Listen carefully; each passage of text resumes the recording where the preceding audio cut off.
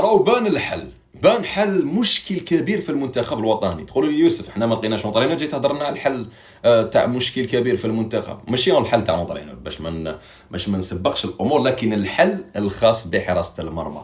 الحارس كيليان بلعزوق بدا يثبت نفسه مع ناديران، ما حش يكون كحارس اساسي اي نعم، ونتمنوا انه يكون كحارس اساسي، لكن مستوى كبير يقدمه هذا الحارس، مستوى رائع جدا يقدمه هذا الحارس. بامكانه انه نشوفه في المنتخب الوطني الجزائري، ما دام انه بن بوطع معها، وما دام انه زيدان معها، ما دام كان واسطيل ورمضان طبعا، وايضا الحارس كيليان بلعزوق.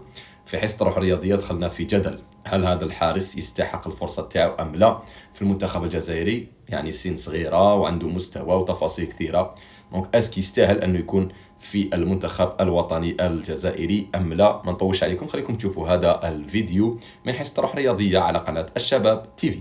الجزائري مواقع التواصل الاجتماعي اشتعلت بعد تألق الحارس كيليان بلعزوق، هذا الحارس الذي منحت له الفرصة، طبعا استدعي للمنتخب، لم تكن له الفرصة للمشاركة، ولكن استدعي للمنتخب الوطني الجزائري. 18 سنة يتألق مع ناديران. ممكن أنه ربما مشينا بزاف يا زهير في مبدأ أنه حارس مرمى لازم يكون عنده الخبرة والتجربة. الحارس هذا في ناديران الفرنسي نظن بأنه ولا حارس من البطولة الجزائرية يقدر أنه يكون كحارس ثالث في ناديران الفرنسي.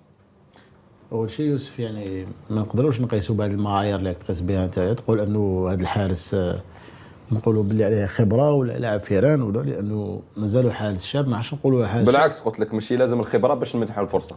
اكيد ماشي لازم الخبره، لكن كان شيء امر ما تقدرش انت تجيب لاعب حارس او حارس يلعب فئه اقل من 21 سنه يلعب في المنتخب الاول. هنا راك طيح بكاع الحراس اللي جازوا على المنتخب الوطني، وكي يكونوا طايحين هما اصلا ماشي لهالدرجه. لا اسمح لي يوسف، اذا كان هذا لا حاليا شوفوا الكارثه بن بوط تكفينا زهير. معليش يوسف، احنا نتكلموا بالواقعيه. اذا كان هذا الحارس حاليا راهو لعب على المنتخب والفريق الاول لفريق ران، حاليا يمكن تعطي له الفرصه، لكن يلعب مع الرديف وما يلعبش مع الفريق الاول وانت تستدعيه الفريق الوطني وتلعبه كاساسي. لا هو يلعب مع الرديف كمشاركه ويلعب ويكون كحارس ثالث في ناديران في نفس الوقت. لا اكيد، يعني ما شفناش في مباريات وما شفناش. مبولحي كان كحارس ثاني في ناديران زهير. لا كان مبولحي بصح بالخبره تاعو لعب في المستويات، كان حارس ثاني بصح ماشي حارس ثالث. هذا راهو يلعب في الرديف.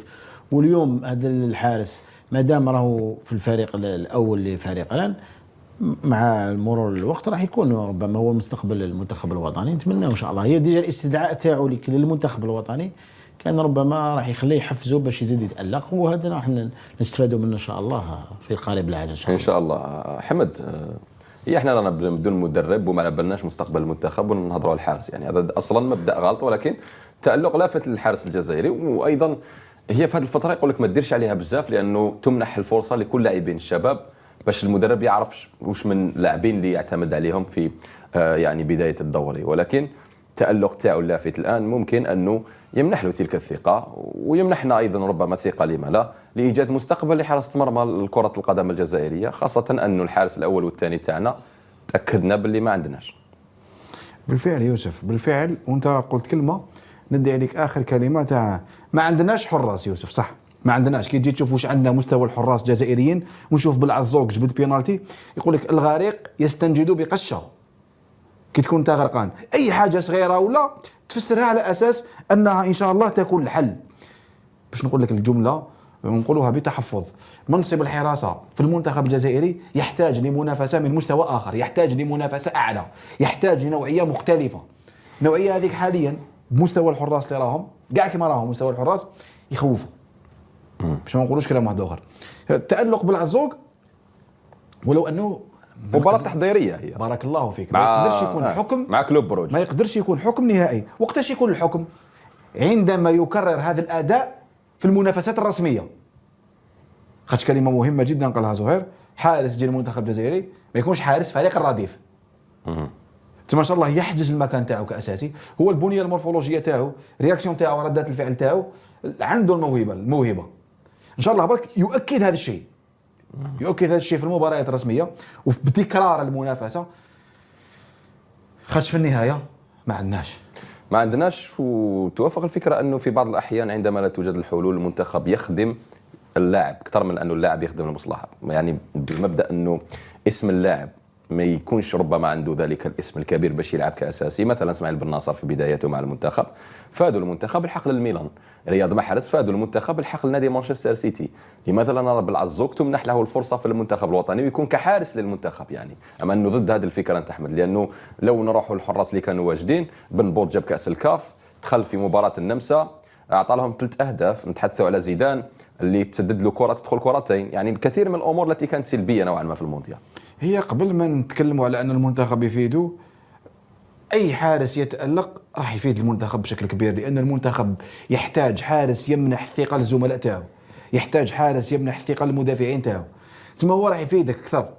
ولو أنت راح تفيده فائدة متبادلة. الجزائر خصها حارس، وتواجد حارس بمستوى باش ما نقولش عالي، بمستوى مرتفع اللي عندنا راح يكون فائدة كبيرة.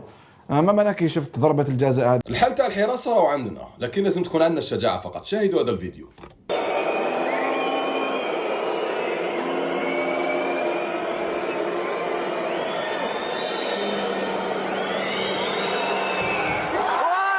ليان بالعزو هذا الحارس الذي يلعب في نادي ايران، طبعا هو يلعب كحارس ثالث وتقريبا كحارس رابع في هذا النادي، لكن الطول الفارع اللي عنده والامكانيات اللي عنده والسن تاعو طبعا في 18 سنه ياكد بانه عنده مستقبل كبير وكبير جدا. تصديه لركله الجزاء مش هو التالق بحد ذاته، لانه كاين حارس في المباراه يدير لك اخطاء كارثيه ويتصدى لك ركله الجزاء. الحاجه المليحه في بالعزوق انه يقدم مباريات جيده جدا مع نادي ايران في الرديف، اي نعم في الموسم السابق. الان لعب مع أكابر نادي ايران وقدم مباراة كبيرة أمام نادي كلوب بروج. ممكن طبعا ما تكون كحارس أول مباشرة في نادي ايران، لكن إن منحت له الفرصة في المنتخب الوطني الجزائري، لأنه في بعض الأحيان عندما لا تجد الحلول مثلا كإسماعيل بن ناصر سابقا في وسط ميدان الخضر، منحت له الفرصة فبرز، فبالتالي من ذاك المنتخب هو اللي يبينك، والمنتخب هو اللي يمنح لك الفرصة باش تكون كحارس أول في فريق آخر إذا لم تمنح له الفرصة في نادي ايران. السن صغير جدا، طول فارع بسم الله ما شاء الله. شوفوا بأنه هو ماستيل ممكن أنه الأمل الوحيد اللي بقى بعد كوارث بن بوط وزيدان.